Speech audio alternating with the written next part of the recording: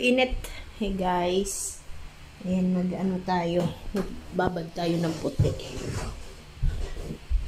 Magbabad tayo ng puti. Unti-untiin natin yung labahin kay pag marami. Pag marami, nakakapagod maglaba. Babad ko lang muna.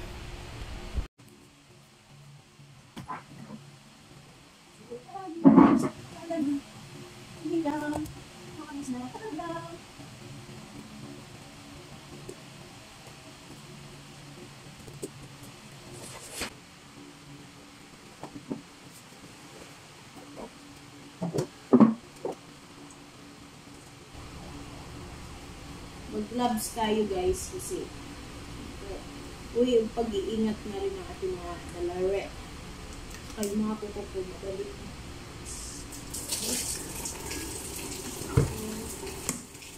Babagin na tayo ng puti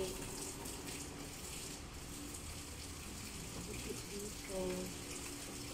Kahapon naglaban na ako ng bicolor.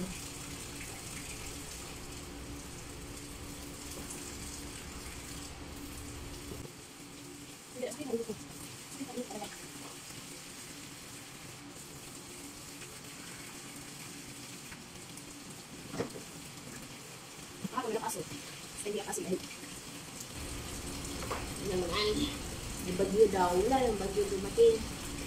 Hapon.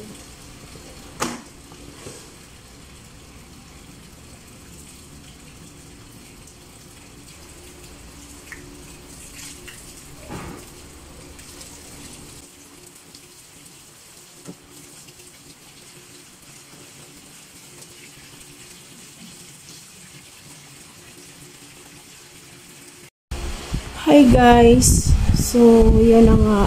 Katapos ko nag-live, nag-base ako kasi susundo ako ng aking estudyante. So, umupo muna ako guys kasi sakit ng ulo ko na para akong nasusuka. Iba yung nararamdaman ko. Kaya, umupo muna ako bago ako alis. Sobrang init dyan sa labas. Yan, sobrang init. Hindi mo maano yung init. Kaya tingnan mo yung bihis ko. Nakapantalon ako, nakaano. Ganito upo ko guys. Iba talaga yung nararamdaman ko. Wala akong makitang gamot dito. Siguro dadaan ako sa drugstore. Hindi ko kasi mabibi yung dugo ko. Nung na-high blood ako guys, umabot ng 300 ang dugo ko. Halos ganito din yung nararamdaman ko, yung sakit ng ulo ko na para kong nasusuka. Tapos, yung ito dito, sumasakit ko na parang mabibiyak, hindi ko maintindihan yung nararamdaman ko. Kaya ngayon, pag medyo sumakit ng ulo ko,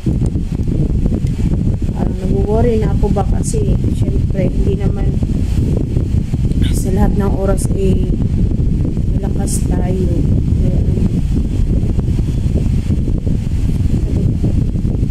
Para siyang mabiyak o dito parang grabe parang magkaati kanina pa to pag-ising ko kasi gumising ako ng 4:45 kasi nag-prepare ako ng baon sa anak ko doon sa bahay. Ngayon kasi nandito ako sa bahay ng amo ko, ng boss ko, nandito ako sa mundo. Gising ako ng maaga, nag-prepare ako ng baon para sa anak ko at sa asawa ko.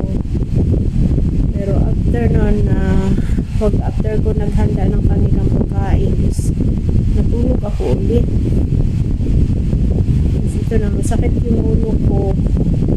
Umpisa kanina hanggang ngayon dito. Habang nasa biyahe ako kanina at hanggang ngayon. So, sakit yung ulo ko.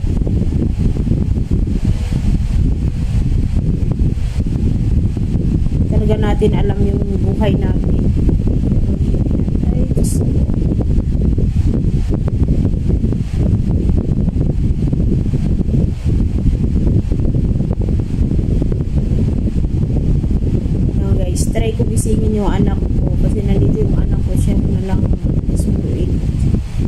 iba talaga yung sakit ng ulo ko eh.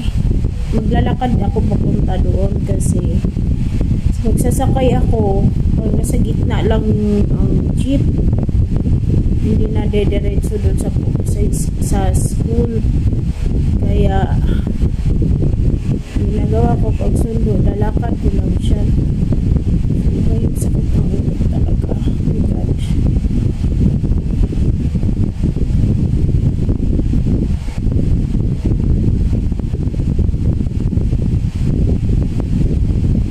Ang oras na is 1:56. Dapat 1:30 umalis na ako dito.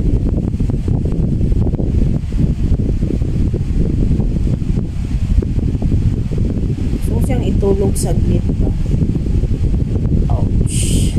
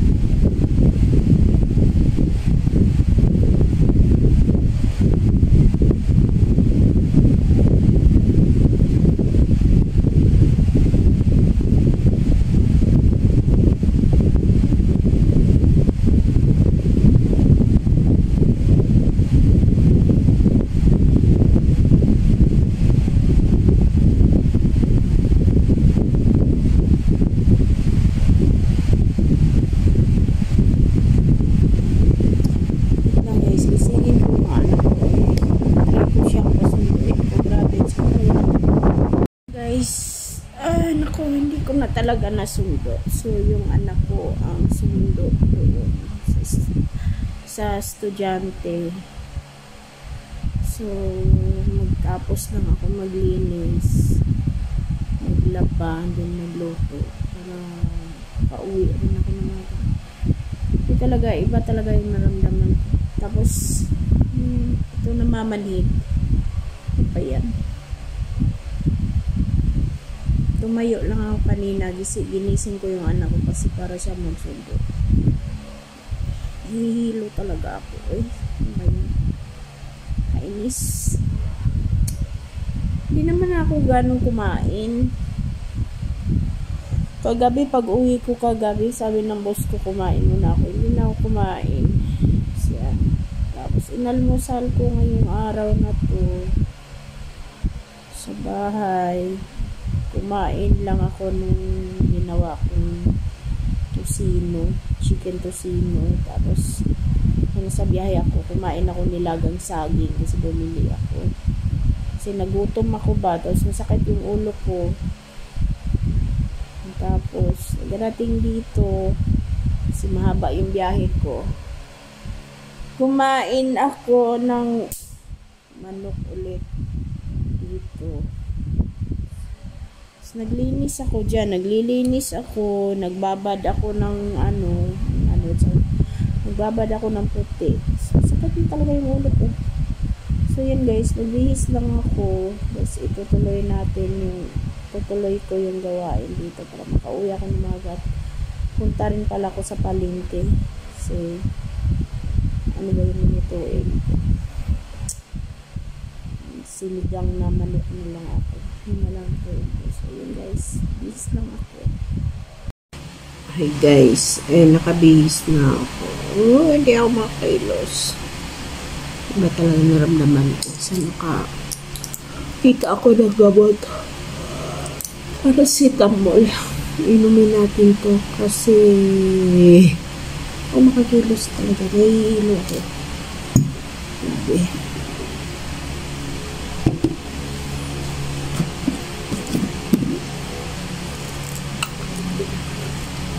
Ano lang po.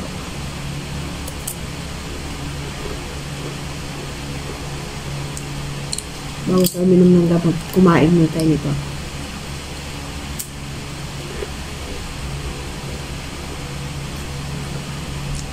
Yung nandito na yung estudyante na sinundo ng anak ko.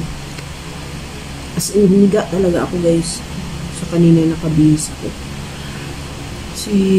Sobrang sukat talaga ng ulo ko. Ngayon, magluto ako. Galabaran sa magluto ako.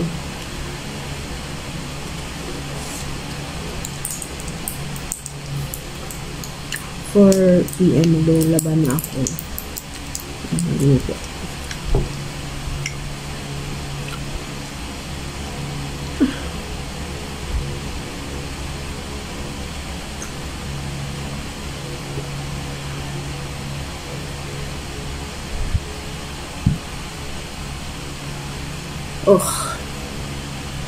See you guys mamaya. Tingnan natin yung vlog natin kung mamaya gagawin ko.